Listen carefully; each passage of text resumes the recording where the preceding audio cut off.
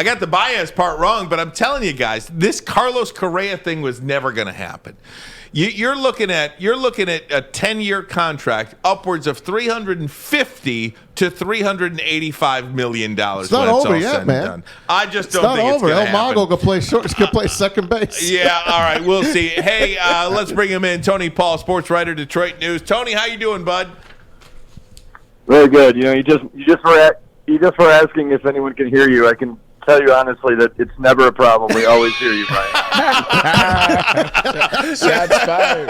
Thanks, Tony. Well, hey, Tony. Great to have you along with us here. Just first your take from the signing today. Obviously, two-part question: the signing of Báez, 6 to 140, and then obviously there are going to be a number of fans disappointed that this Correa thing didn't happen, and we anticipate it won't happen. But just your take on those 2 points. Yeah, there's a lot of people that are disappointed that it didn't happen, and I get it.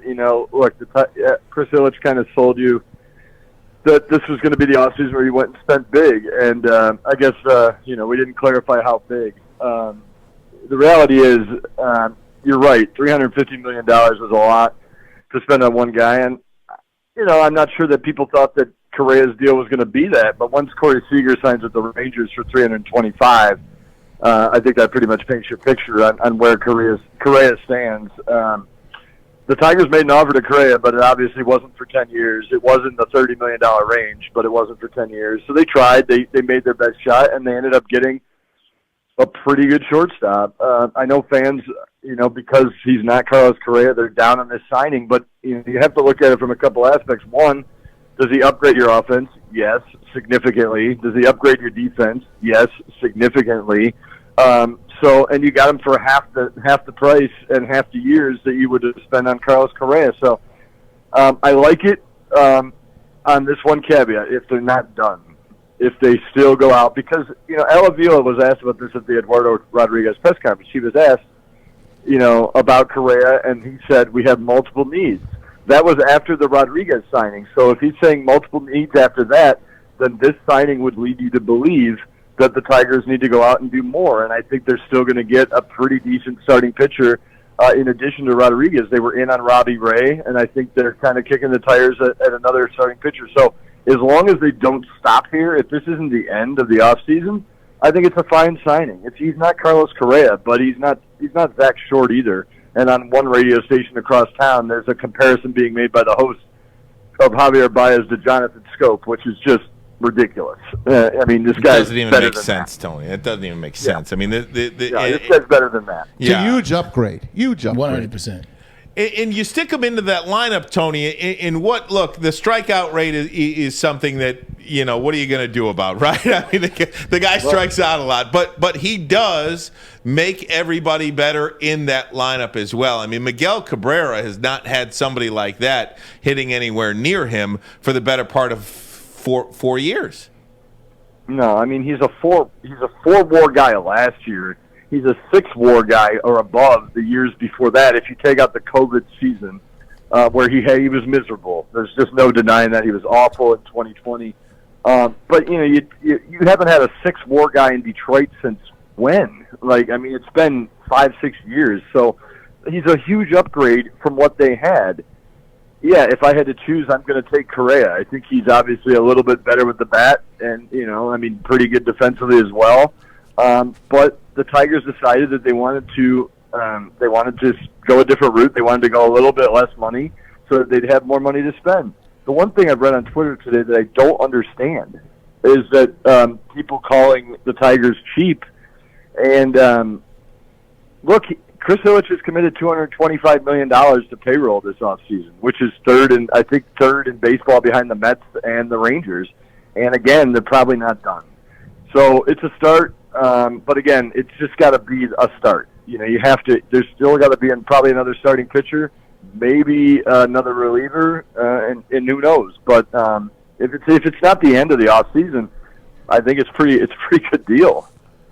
This guy's got a fire in him, Tony. This is a literal Detroit versus everybody kind of guy. I mean, I love this guy in the lineup. I love this guy on the team.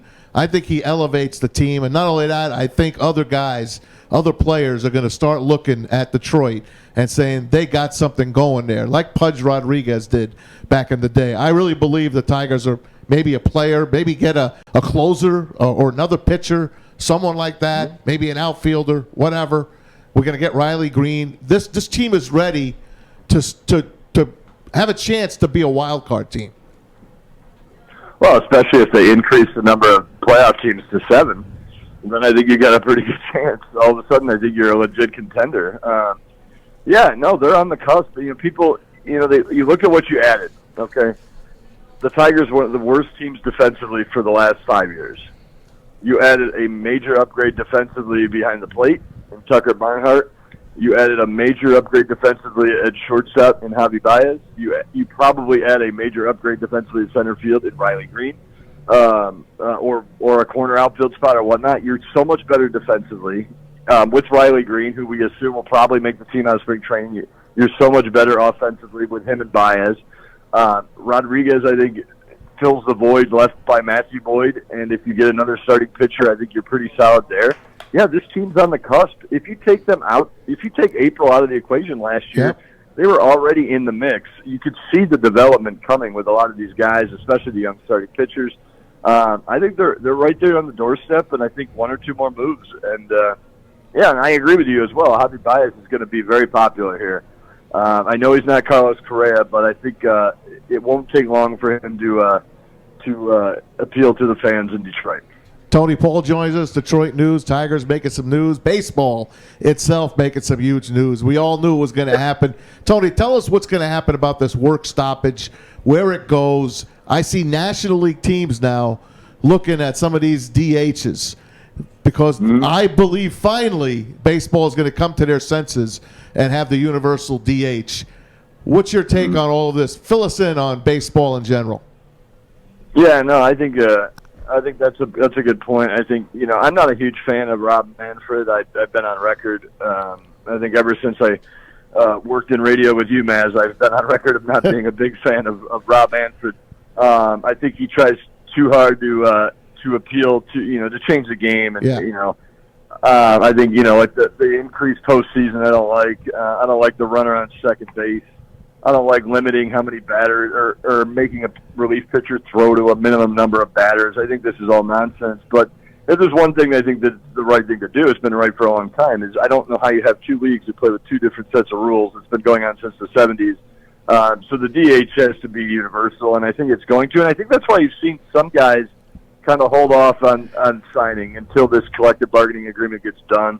I mean, you obviously saw a lot of moves with all the shortstop signing and all the starting pitchers because they want to sign before free agency freezes, and it will tomorrow at midnight for however long. I don't think that baseball's in danger of, missing games to start the season. I think they'll figure this out before then. I mean, you got two sides both getting rich. I think they'll figure it out. But I think you've seen some guys kind of in a holding pattern free agent-wise, like a Nick Castellanos, right? Or other guys go, because can Nick sign with a National League team for 8 years? Probably not, He can if it's a DH. Unless they have the DH, right. Yeah. So I think that's why you see some guys hold off to see where we go. But I think that's probably the one move Rob Manfred's ever pushed for that I agree with, is the universal DH. I think we're heading in that direction. Tony, is there a starting pitcher out there for the Tigers currently on the market that you believe has a reasonable price tag associated to it that would benefit this team? The Tiger fans listening to this should keep an ear out for or an eye out for, that if they get player X, that'll be a good signing.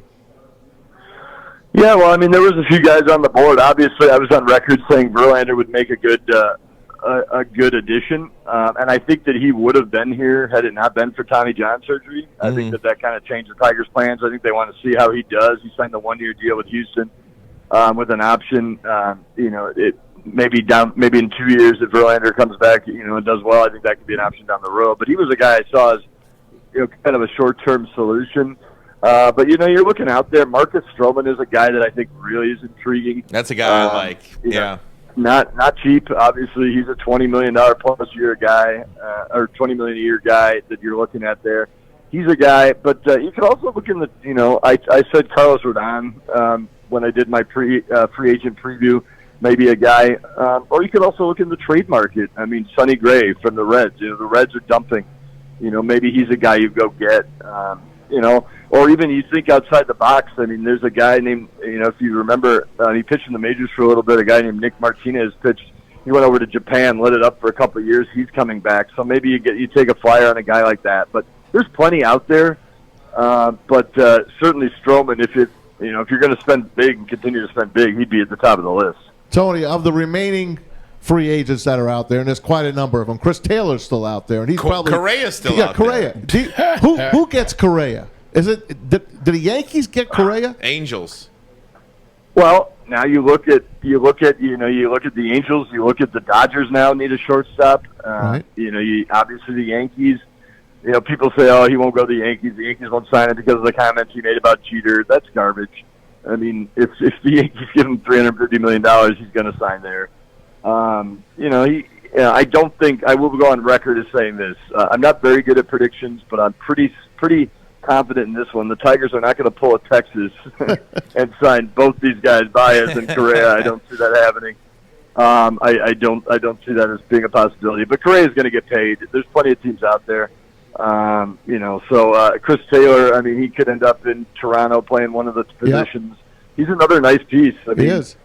And would have fit well with the Tigers. But if Tigers fans don't like Javi Báez, I don't know how they would have reacted to Chris Taylor. Hey, last thing, Tony, before we let you go, what about the kids we hear about so much? I mean, you mentioned Riley Green. What do you make of Torkelson? Will Spencer Torkelson make the opening day roster? I don't think so. I think he's a little bit further behind than Riley Green. I believe that if Riley Green's healthy, he will make the opening day roster and probably be in your opening day lineup. He's progressed. He's done the natural progression. The length, stops everywhere, and he's dominated everywhere he's been. Torkelson obviously was just drafted, but obviously progressed as well. Had really good numbers at AA, AAA. So I see Torkelson being in the lineup at some point before the All-Star break, as long as he stays healthy. So it's going to be very interesting. That's the thing. You throw these free agents in with this mix of young talent that's coming up, and you've got some young pitchers too that are still working their way up that are going to end up in the bullpen that maybe you haven't heard about because they're not quite as highly publicized as the number one draft picks. But it's going to be fun to see these guys mix in with a little bit more veteran talent and see how far it takes this team. I don't think they're legit contenders for 2022, but I think they're fringe contenders. I think they'll be legit bumping heads with the White Sox by 2023. I think it's going to be tough to beat the Jays this year. The Rays, the Mariners are coming to play. The White Sox aren't going anywhere. That American League is really, really a death fight to the end. Oh, it's tough, no question. But the beauty of baseball is if you make it into the playoffs, anything can happen. Yep. I would argue more than most other sports. If you get into the playoffs and play a series against somebody, yep, I think anything can happen. Tony Paul, sports writer, the Detroit News. We certainly appreciate your time here, Tony. Hope to do it again soon.